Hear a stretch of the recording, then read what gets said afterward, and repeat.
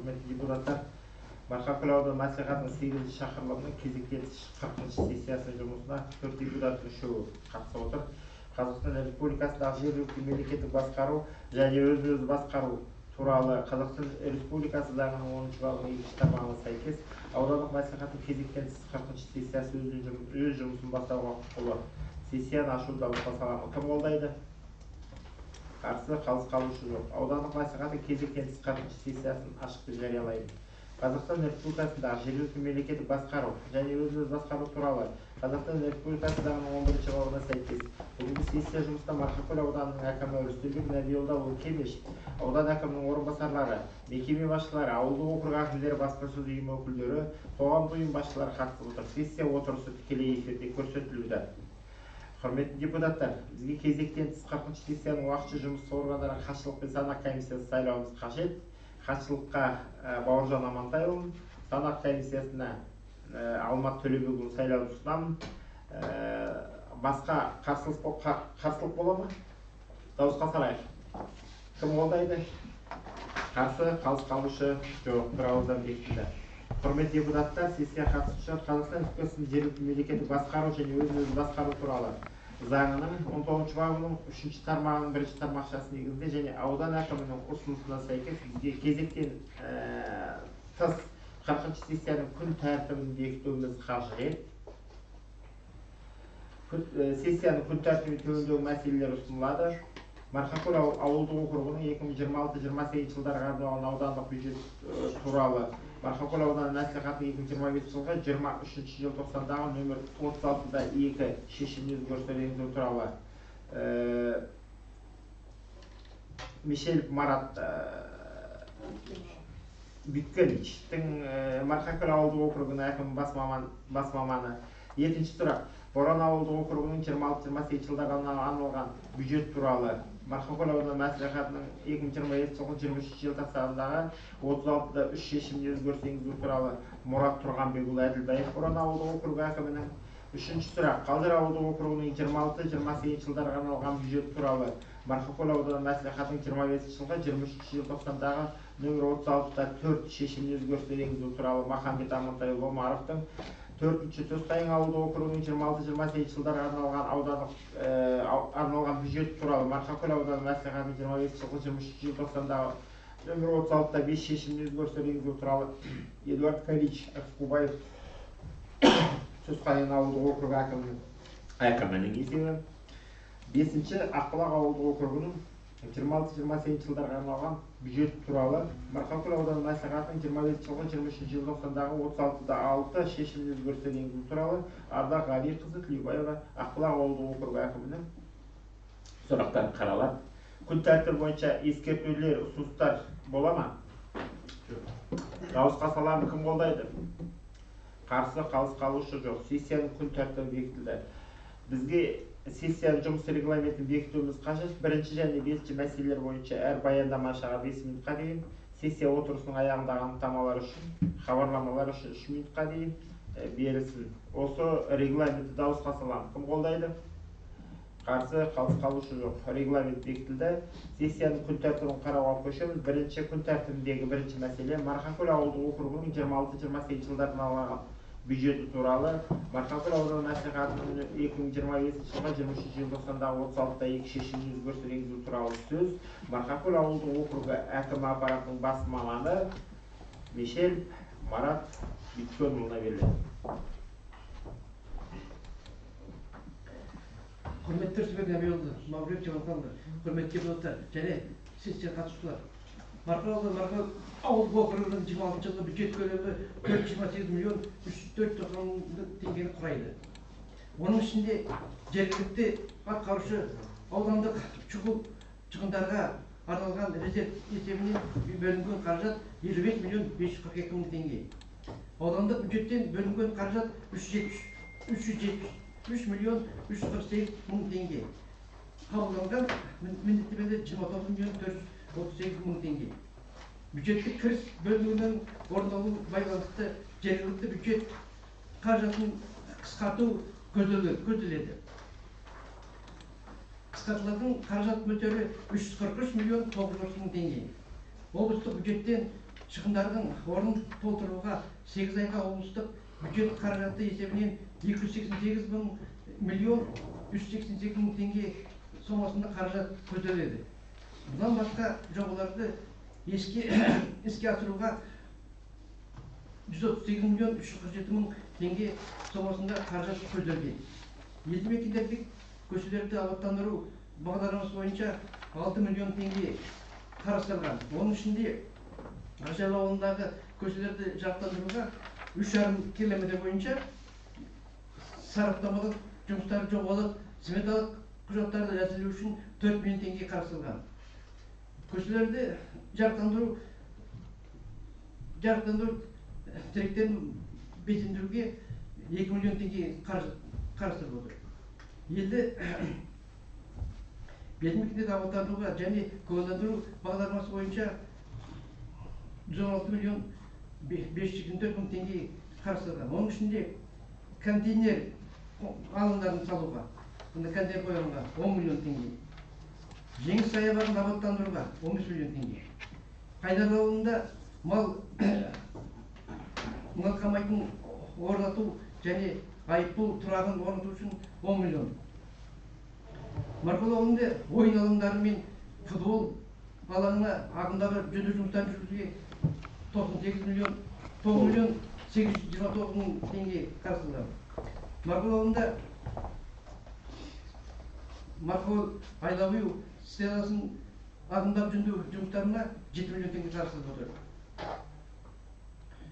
Марқұл ауылындағы қоршауларды ағымдағы жөндеу жұмыстарына 32 миллион теңге. Марқұл ауылында стационарлық емес сауда объектілерін орнату және қоршау 100 квадрат алаңды қоршау үшін 19 миллион 754.000 теңге қарастырылған. Қарашығ ауылында мал қамайтын орындарын орнату және айыппұл тұрағын салу үшін 10 миллион теңге қарастырылған. Қауіпті ағаштарды кесу, яғни қартайған қауіпті ағаштар, елдер шамдарында керек жасайтын ағаштарды құртып кесуге 3 миллион теңге қарастырылып отыр. Аудандық маңызы бар қалаларда, ауылдарда, кенттерде, ауылдық округтерде автомобиль жолдарын жұмыс істеуін қамтамасыз ету бағдарламасы бойынша 15 миллион теңге. Оның ішінде Ақжайлау ауылында жаз күтіп ұстау жұмыстары, яғни осы суманың барлығы Ақжайлау ауылында жаз күтіп ұстау жұмыстарына 15 миллион 762.000 теңге қарастырылып отыр. Барлық бөлінген бюджет сомасы осы. Баяндама аяқталды. Марат Бүткөн, сұрақтарыңыз бар ма? Қоршаулар 32 миллион. Немене қоршаулар? Мына кіребісте тұр ғой неге, елкалар егілген. Бұл әлгі баяғы Благоустройство ғой? Благоустройство, иә. Қаршалардың бәрі ескірген, соның бәрін... Жолдың бойында Иә, жолдың бойында, иә. Заманауи қоршауды айтыңызшы. Не заманауи қоршау? Енді ағаштан болмайды ма? Басқаша болады. Евроштан жаңағы. Анау неден бастайды? Еліктен бастайды. Ана аркадан басталды ма? Еліктен ар жағынан. Арканың ар жағынан, Кірікке қалда екі жақтан бастайды ғой? Екі жақтан. Қазір елкі өсті ғой, жақсы өсіп тұрды бұлар. Енді ар жағы пасалып тастау керек. Қоршалайын. Елді мекен территориясы еліктен басталады, бірінші километр. Не Марқұл ауылының территориясы. Тағы да сұрақтарыңыз бар ма?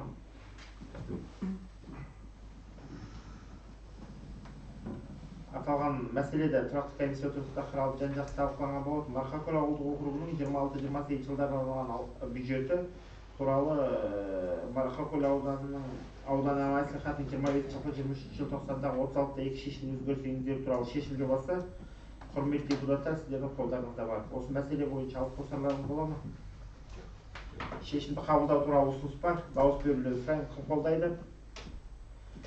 Қарсы, қалыс қалышы жоқ. Шешім қабылданды. Күн тәртібіндегі екінші мәселе. Боран ауылдық округінің 26-28 жылдарға арналған аудандық бюджет туралы Марқакөл ауданы мәслихатының 25 жылғы 23 желтоқсандағы нөмір 36 шешім өзгеріс енгізу туралы сөз. Боран ауылдық округінің әкімі Мұрат Тұрғанбекұлы айтты.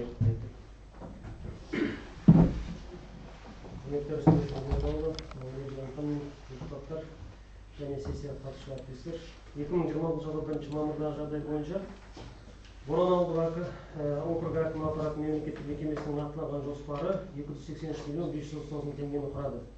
Жергілікті бюджет қаражат есебінен, оның ішінде 2025 жылға кредиторлық берешек қабылданған міндеттемелер көлемі 7 миллион 599 мың теңгені құрады. 26 жылғы 15 мамырдағы жағдай бойынша аудандық бюджет жергілікті бюджетте көлемі 275 миллион 940 мың теңгені құрады. Облыстық бюджет резервінен бөлінген қаражатты шегергендегі 8 айға арналған қажеттілік 260 миллион 565 мың теңгені құрады. Оның ішінде 2 мемлекеттік қызметші мен ауылдық округ әкімі штатын ұстауға, ол еңбекақы мен салықтар 11 миллион 596 мың теңге. 14 штат бірлігі көлеміндегі штаттан тыс қызметкерлерді ұстауға 15 миллион 709 мың теңге. Қызметтік автокөлікті сақтандыруға 20 мың теңге. Әкімдік ғимараттарының электр энергиясы мен жылу қызметтеріне 10 миллион 642 мың теңге. Байланыс қызметтеріне 1 миллион 363 мың теңге, кеңсе тауарларын сатып алуға 123 мың теңге. Мекеме қызметтері үшін жұмыстарды төлеуге 400 мың теңге. Боран ауылындағы әкімшілік ғимаратты ағымдағы жөндеуге 34 миллион 727 мың теңге. Боран ауылындағы басқарылатын бейнебақылау жүйесін орнатуға 5 дана видеокамераға 20 миллион теңге. Қызметтік автокөлікті техникалық қарап тексеруге және қоршаған ортаны ластағаны үшін төлемге 12 мың теңге. Боран ауылындағы строительный көшесі бойынша автомобиль жолын ағымдағы жөндеуге 17 миллион 400 мың теңге. 5 елді мекеннің ішкі аумағында санитарлық тазалауға 5 миллион теңге. Жылжымалы дизель электр станциясын сатып алуға 1 миллион теңге. Жаңаауыл ауылында воркаут алаңы мен қоршауы бар балалар ойын алаңын орнатуға 29 мың теңге. Игілік ауылындағы балалар ойын алаңын ағымдағы жөндеуге 7 миллион теңге. Қазақстан ауылының кіреберісіндегі автомобиль жолдарын ағымдағы жөндеуге 20 миллион 17 мың теңге. Жаңаауыл ауылындағы жолдарды орташа жөндеуге арналған жобалық сметалық құжаттаманы мемлекеттік сараптамасымен әзірлеуге 2 миллион теңге.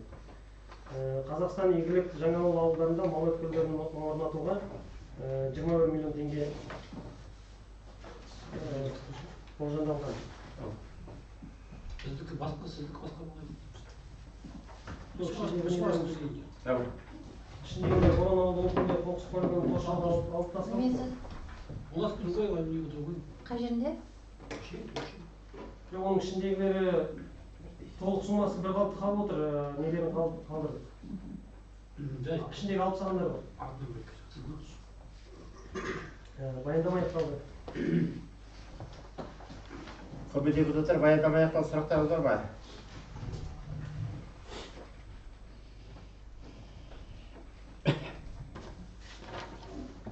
Аталған мәселелер тұрақты комитетінде қаралған жан-жақты талқыланған болатын. Боран ауылдық округінің жаңағы бюджет туралы шешім қолдарыңызда бар. Алып қосарларыңыз бола ма? Контейнер алаңдар деген игілік Жаңаауыл контейнер ташып істемекшілер ма? Контейнер деген жоқ? Контейнерлер тұр. Контейнер алаңдар, раскол. Раскол, это просто раскол. Мал өткелдіктер. Өткелік, иә. Мал өткелдік, иә. Контейнерлер. Контейнер демейді. Тағы да сұрақтарыңыз бола ма? Онда шешімді қабылдау туралы ұсыныс бар. Дауыс берулеріңізді кім қолдайды? Қарсы, қалыс қалушы, жоқ, шешім қабылданды. Отырыңыз, рахмет. Күн тәртібіндегі үшінші мәселе Қалжыр ауылдық округының 2026-28 жылдарға арналған бюджет туралы. Марқакөл ауданы мәслихаты 25-23 жылдың орталықта төрт шешім өзгертілгені туралы сөз. Қалжыр ауылдық округының әкімі Махамбет Амантайұлы. Уақытта.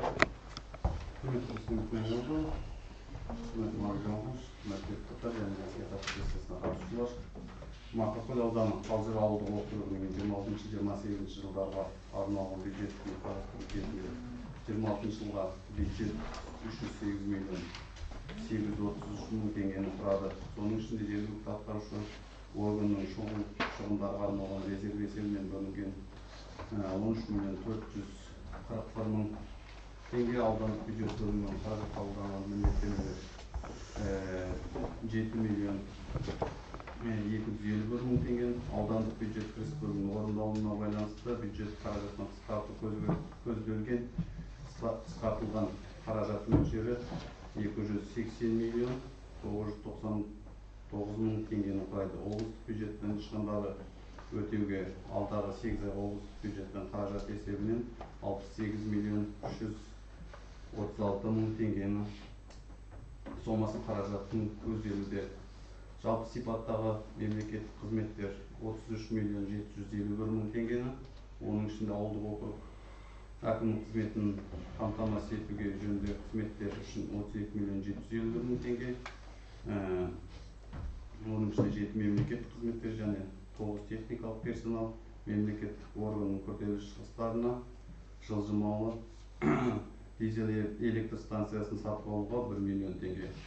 Тұрғын үй коммуналдық шаруашылық бойынша 34 миллион 535 мың теңгені, соның ішінде елді мекендерді көшелерді жарықтандыруға Шеңгелді ауылының көше жандарына ағымдағы жөндеу жұмыстарына 4 миллион теңге, елді мекендердің санитариясын қамтамасыз етуге Қазыр ауылындағы қатты тұрмыстық қалдық төгетін орнын қоршау орнату үшін 16 миллион 451 мың теңге, елді мекендерді абаттандыру және көгалдандыруға 14 миллион 134 мың теңге. Соның ішінде Тақыр және Оңжақ Қазыр ауылдарына 7 миллион 67 мың теңгеден мал өткелігін орналастыруға. Баяндама аяқталды. Баяндама аяқталды. Сұрақтарыңыз бар ма? Аталған мәселе тұрақты комиссия отырысында қаралған. Осы аталған мәселе бойынша шешім жобасы қолдарыңызда бар. Алып қосарларыңыз бола ма? Онда шешім қабылдау туралы ұсыныс бар. Дауыс берулеріңізді сұраймын. Кім қолдайды? Қарсы? Қалыс қалушы жоқ. Рахмет. Күн тәртібіндегі төртінші мәселе Төсқайын ауылдық округының 26-28 жылдарына арналған бюджет туралы Марқакөл ауданы мәслихатының 2025-2023 желтоқсандағы 36-5 шешімін өзгерістер енгізу туралы сөз Төсқайын ауылдық округының әкімі Эдуард Галичев. Уважаемый Тоснабек Набиулданович, Маврик Джавлиханович, уважаемые депутаты, участники сессии мәслихата. Бюджет Тускаинского сельского округа района Марқакөл на 2026 год составляет 195 миллионов 92 тысячи 600 тенге, в том числе собственные доходы 5 миллионов 141 тысяча тенге. Проведение мероприятий за счет резерва местного исполнительного органа на неотложные расходы составляет 11 миллионов 313 тысяч 600 тенге. Трансферы 178 миллионов 638 тысяч тенге. В том числе принято обязательства на 34 миллиона 406 тысяч 700 тенге. В связи с неисполнением доходной части бюджета предусматривается сокращение средств местного бюджета на сумму 86 миллионов 776 тысяч тенге. Из областного бюджета на покрытие расходов на 8 месяцев предусмотрены средства в сумме 35 миллионов 841 тысяча тенге. Кроме того, на реализацию проектов предусмотрены средства в сумме 43 миллиона 524 тысячи тенге. Из них установка нестационарных торговых объектов 10 миллионов 300 тысяч тенге, текущий ремонт уличного освещения в селе Тоскаин 10 миллионов, установка рассолов для скота в села Шаматы и Лугуевец 14 миллионов тенге, разработка ПСД на благоустройство парка в селе Тоскаин 5 миллионов тенге, погашение кредитной задолженности на 2025 год на сумму 3 миллиона 224 тысячи тенге, приобретение передвижной дизельной электростанции для села Тоскаин 1 миллион тенге.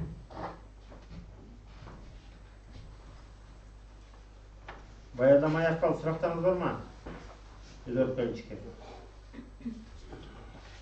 Аталған мәселе тоже тұрақты комиссия отырысында қаралған. Мына аталған шешімге алып қосарларыңыз бола ма?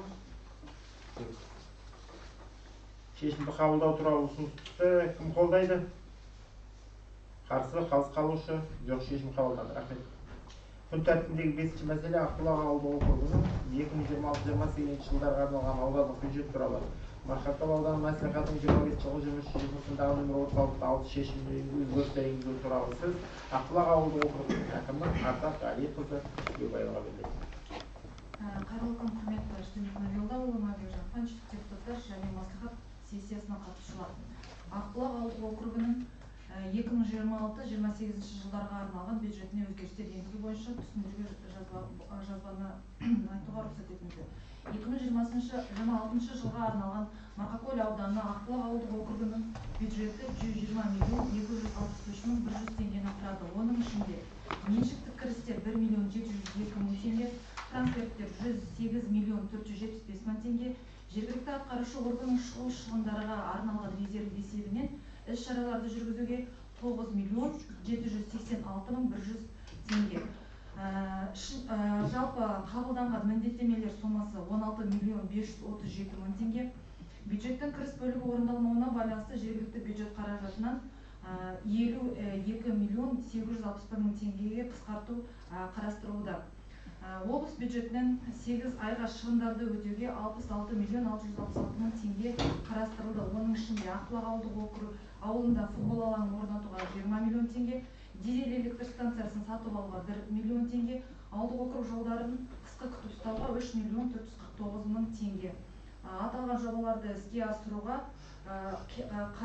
қаражат барлық суммасы 24.449.000 теңгені құрайды. Рахмет. Баяндама аяқталды. Ардақ Ғалиқызы, сұрақтарыңыз бар ма?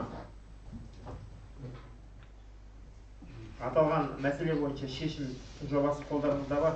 Құрметті депутаттар, ұсыныстарыңыз бола ма? Қабылдау туралы ұсынысты осы шешімді кім қолдайды? Қарсы, қалыс қалушы жоқ. Бірауыздан бекітілді. Құрметті депутаттар, құрметті шақырылғандар, Марқакөл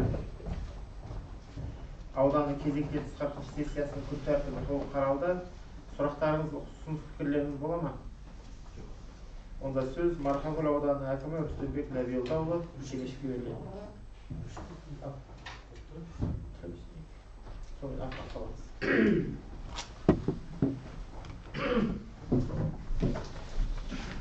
Құрметті депутаттар, құрметті әріптес мүшелері, жалпы өздеріңіз байқағандай, биылғы бюджет статусы бойынша біраз заңнамалық өзгерісіне байланысты біз осы сессияның өтуі биылғы жұмыстардың кеш басталуы соған байланысты болды. Биылғы жылдың дегенмен де алдымызда жүргізушілер 4-5 айдың көлемі қалды. Сондықтан оны белгілі депутаттардың сенім сессия мәселесіне өткен қаражаттың сенімін ақтап, жылдан алда жұмыс жасау керекпіз. Бұлай енді негізгі салықтың түсімі өзімізге байланысты. Яғни мына жерлестердің бәрін шақырып, бізге тіркейді, бағдай күшейту керекпіз. Дегенмен алдымызда үлкен жобалар бар. Өндірістік саласы бойынша да бізден үлкен фабрика салу бойынша, картоптный заводтар бойынша, гез салу бойынша үлкен инвестиция құрылыс немелеріміз бар, жоспарларымыз. Бірақ дегенмен де ол қазір біздің бір-екі уақыт бар. Сондықтан да қазіргі күнде халықтың былтырғы жылдың несін тоқтатпау үшін деңгейін, жұмыс жасау деңгейін тоқтатпау үшін жаңағы біз бір жақты ғана мемлекеттің бюджетіне қарамай, өзіміздің де осы инвесторлар тарту барысында қажет жұмысты әртүрлі жағдайда күшейту керекпіз. Сондықтан да барлықтарымыз соған атсалысайық, жұмыс жасайық, жұмыс жүргіземіз. Осы алдымыздағы жобалаған жоспарлардың бәрі орындалуына тілектеспін. Соған барлық сәттілік тілеймін. Рахмет. Құрметті депутаттар, бүгін сессия шақырылғандар аудандық мәслихаттың 8-ші шақырылымының кезекті 40 сессиясы жабық деп жарияланды. Қатысқандарыңызға